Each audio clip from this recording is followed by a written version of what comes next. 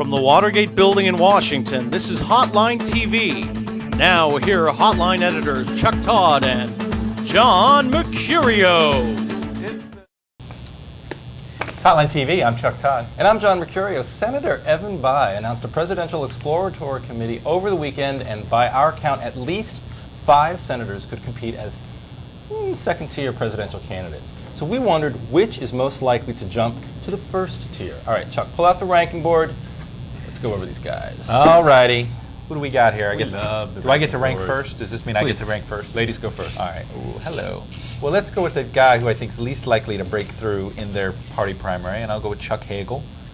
Say hi, Chuck. Hi, Chuck Hagel. Great name.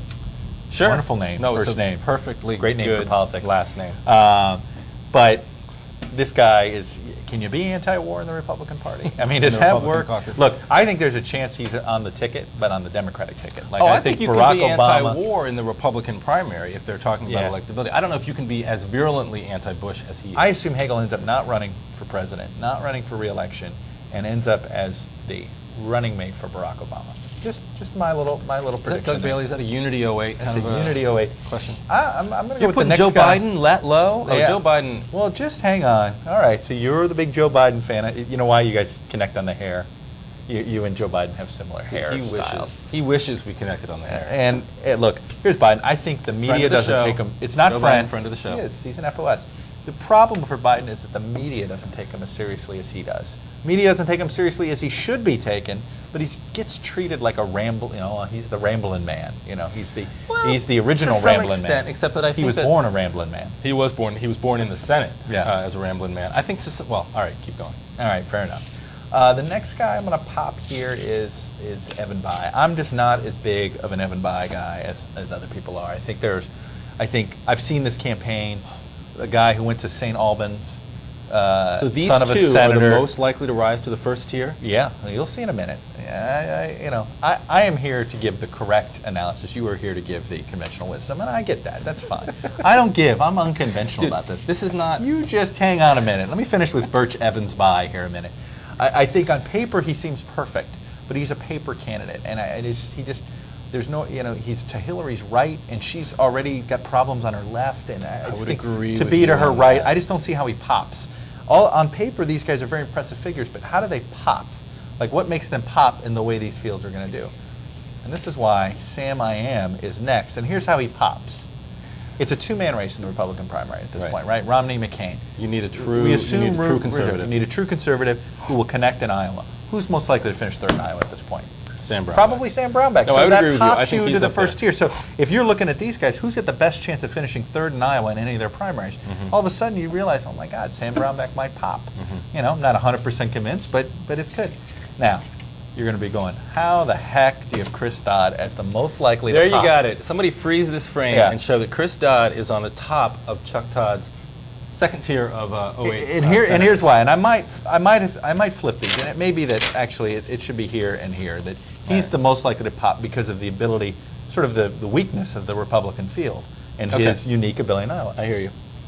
Hillary and Obama, they both run. There's going to be room for the token old guy, the gray hair, the senior statesman, the senior statesman.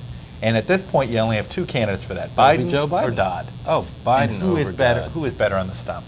Chris Dodd. Biden. Who is more respected in the media? Chris Dodd. No, untrue. Who will raise more money? Dodd more respected in the media. Who will raise more money? I say Chris Dodd. That's just my inkling that if look, I'm just giving you the facts. You're going to give me your spin back. But go ahead. That's my order. Most likely to pop into the first tier. How much are you receiving from the Dodd for president? None. On paper, it should be Evan Bayh. But I'm telling you, if it's Obama and Hillary, no room for Evan Bayh. Really, no room for anybody. But if anybody pops, Spanish speaker, Chris Dodd. Chris Pop Dodd. Papa Dodd. All right. Go ahead. Correct my list. Let me just do this really quickly. All right. Let's take that one down.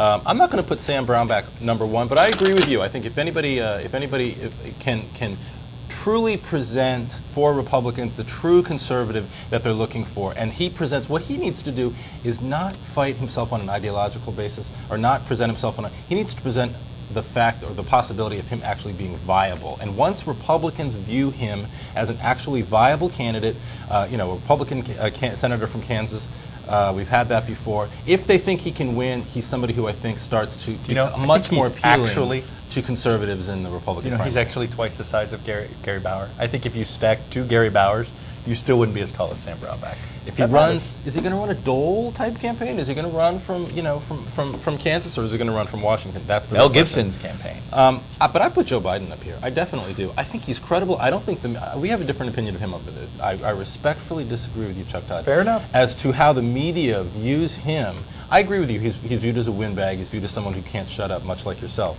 But he's also viewed as someone who I think is exceptionally more credible on the issue of national security, on the issue of foreign policy, and I kind of don't think Chris Dodd is. Wow, you're going at this really point. At least low on a with Chris presidential Dodd. level. I'm going to put him down here. I'm going to put really Chuck low. Hagel second, only because I think Chuck Hagel Credibility in the war. he's credible. He's viewed as electable, I think, in a general election. And I think In the Democratic primary, Republicans, I agree. think, especially after 2006, are worried about 2008. I just worried he about is losing not the a White Republican House. anymore. This guy is going to end up in the. I'm telling you, But he he will be on the doesn't- Democratic ticket. But he doesn't inspire as much vitriolic opposition as McCain does. So I think there's a way for him to form a strategy that actually goes sort of quietly around a lot of the conservative critics who are demanding a litmus test.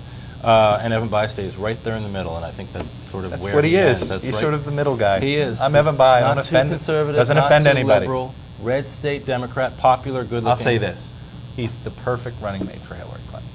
I don't even think he's the perfect running mate. I think he's too. Yeah, for her, he is. He's too. He's too bland. He's pretty though. He's Evan Bland. He is pretty. He is He's very. Evans. He is Who the knew that prettiest. Evans You were was- the prettiest man on this board. Who knew that it was Evans, Birch Evans Bayh?